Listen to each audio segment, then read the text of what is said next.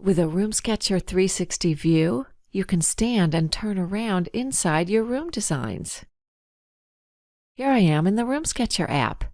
Press and drag to move the camera into the center of a room. The 360 view will rotate at the camera's location. Then simply click 360. Here's a preview.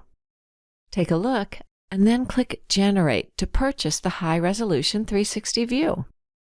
Depending on the complexity of your project, the generation may take up to 1 hour.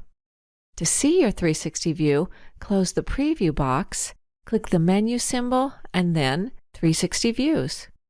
And here it is. To share your 360 view with friends or clients, click Share. Choose the Link tab to copy the link, for example, to share it in an email. Choose the Embed tab to place the 360 view in your website. That's all there is to it. For more videos and tutorials, go to RoomSketcher.com.